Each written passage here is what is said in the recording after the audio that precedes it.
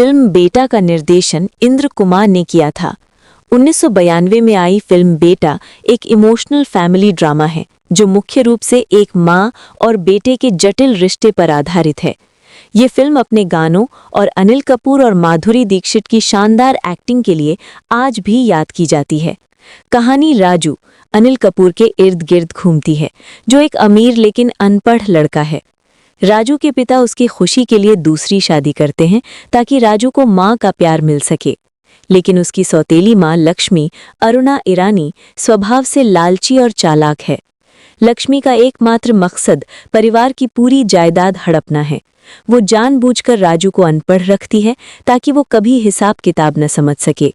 वो राजू के सामने इतनी ममता दिखाती है कि राजू उसे भगवान की तरह पूजने लगता है और उसकी हर गलत बात को भी सच मान लेता है।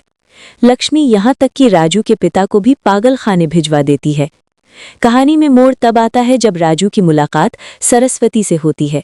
सरस्वती पढ़ी लिखी और निडर लड़की है। दोनों की शादी हो जाती है, लेकिन घर आने के बाद सरस्वती को जल्द ही समझ आ जाता है कि उसकी सास लक्ष्मी कितनी क्रूर है और वो कैसे राजू का इस्तेमाल कर रही है। सास बहू की टक्कर फिल्म का मुख्य हिस्सा सरस्वती और लक्ष्मी के बीच के दिमागी युद्ध पर आधारित है। सरस्वती ठान लेती है कि वो अपने पति की आंखों से पट्टी हटाएगी और उसे उसकी माँ की असलियत दिखाएगी। वो कदम कदम पर लक्ष्मी की चालों को नाकाम करती है। फिल्म के अंत में जब लक्ष्मी अपनी आखिरी चाल चलती है और राजू से सारी जायदाद अपने नाम करने को कहती है, तब राजू को अंततः अपनी माँ की सच्चाई का एहसास होता है। फिल्म का अंत बहुत ही भावनात्मक है, जहां लक्ष्मी को अपनी गलतियों का पछतावा होता है और वो वास्तव में राजू को अपने बेटे के रूप में स्वीकार कर लेती है। बिल्कुल, इस फिल्म में कई ऐसे आइकॉनिक पल हैं जिन्होंने इसे बॉलीवुड की क्लासिक फिल्मों की लिस्ट में शामिल कर दिया। चलिए इसके सबसे चर्चित सीन और गानों की बात करते हैं। फिल्म का सबसे मजेदार और सुकून देने वाला सीन वो है जहां सरस्वती अपनी सास लक्ष्मी को सबक सिखाती है।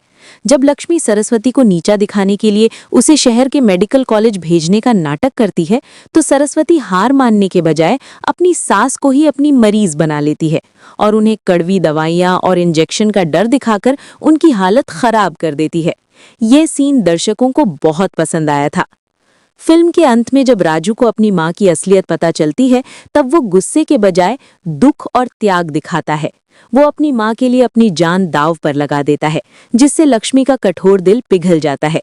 ये सीन अनिल कपूर की बेहतरीन परफॉर्मेंस के लिए जाना जाता है। आनंद मिलिंद के संगीत ने इस फिल्म को ब्लॉकबस्टर बनाने में बड़ी भूमिका निभाई। धक धक करने लगा ये गाना आज भी माधुरी दीक्षित के करियर का सबसे बड़ा हिट माना जाता है। उनकी कोरियोग्राफी और एक्सप्रेशंस के कारण उन्हें धक धक गर्ल का खिताब मिला।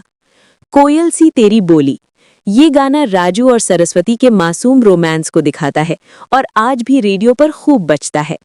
सैया जी से चुपके एक चुलबुला गाना जिसमें माधुरी की डांसिंग स्किल्स उभर कर आती हैं। खुशियों का दिन आया है ये एक इमोशनल गाना है जो परिवार के मिलन को दर्शाता है।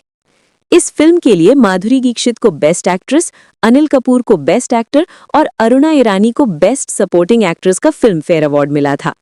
अरुणा ईरानी की एक्टिंग इतनी दमदार थी कि लोग असल जिंदगी में उनसे नफरत करने लगे थे। फिल्म के डायलॉग्स की बात करें तो इसके संवाद काफी भावनात्मक और तीखे थे। बेटा फिल्म के मशहूर डायलॉग्स, लक्ष्मी अरुणा ईरानी का क्रूर अंदाज, राजू मेरा वो गुलाम है जिसे मैं जिस तरफ मोड़ना चाहूं मोड़ सकती हूं। ये डायलॉग लक्ष्मी के अहंकार और राजू पर उसके नियंत्रण को दर्शाता है।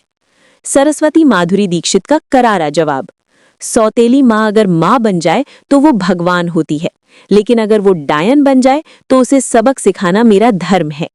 सरस्वती का ये तेवर ही फिल्म की जान थी। राजू अनिल कपूर की मासूमियत, माँ तू कहे तो मैं अपनी आंखें फोड़ लूं ताकि मुझे तेरी बुराई कभी दिखाई ही ना दे। ये सीन दर्शकों की आंखें नम कर देने वाला था।